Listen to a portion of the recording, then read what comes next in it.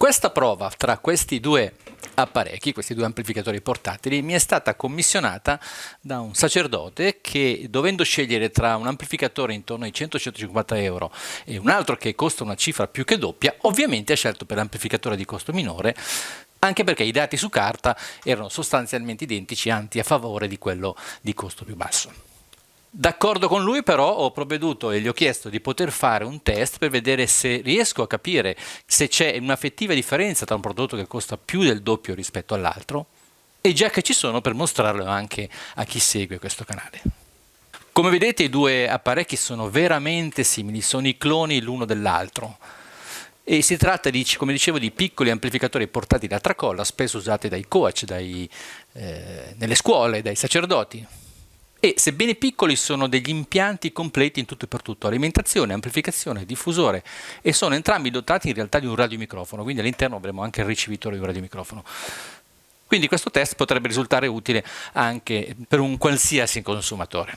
Ma provvediamo ad aprirli. Uno dei due è il capostipite, quello che ha inventato il sistema. Ve lo dico subito, ecco, questo che non scrocchia è il Mipro, cioè il più famoso ed apprezzato amplificatore portatile, talmente di successo che ovviamente è stato imitato da tante altre ditte. Questo non vi svelo il nome per non mettere in imbarazzo non tanto chi lo vende, ma piuttosto chi l'ha comprato e magari regalato.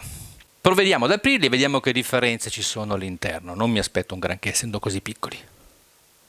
Tolto il coperchio, ecco i due wooferini, sembrano molto simili, questo addirittura sembra più carino. In realtà quello del Mipro è dotato di questo bicono che serve per quasi come se fosse un tweeter, un altoparlante a due vie. Inoltre vedete che ha una sospensione trattata, mentre l'altro è un cono normalissimo. Togliamoli.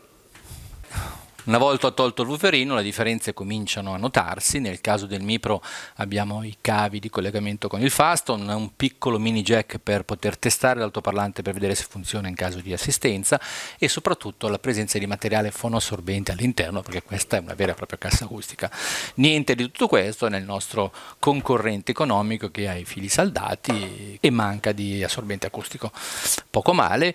Vediamo come sono fatti all'interno. Nell'aprirli io avrei tanto l'aiuto del mio collega MV Blog, che fa queste operazioni in modo molto più scientifico di come li posso fare io, e tra l'altro in modo molto simpatico, ma proverò ad aprirli lo stesso.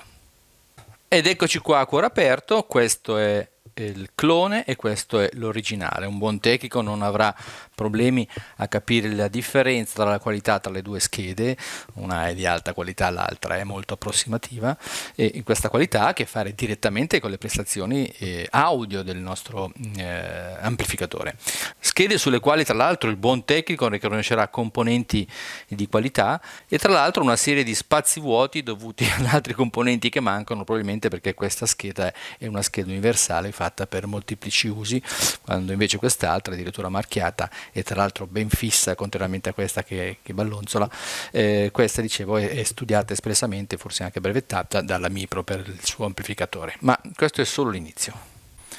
Ed eccoli qua gli apparecchi girati di spalle. Ora questo è il Mipro e questo è il clone. A buon intenditore poche parole, ma non sarà sfuggito che nel Mipro c'è una seconda scheda che qui è completamente mancante. Questa è quella che vedevamo dalla frontale, qui ce n'è una seconda, ed è la scheda dedicata al radiomicrofono. L'elettronica del radiomicrofono in questo caso è sempre montata sulla stessa scheda di cui abbiamo parlato prima, quindi con componenti estremamente semplici.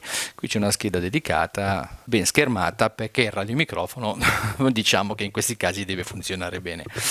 È evidente a questo punto la differenza di qualità all'interno di questi piccoli amplificatori portatili, ma non vi basta? Allora date un'occhiata qua. Questa è l'alimentazione, quello che fa funzionare il tutto. Questa è una batteria a ioni di litio anonima, si tratta di 3 componenti avvitati con una piastrina.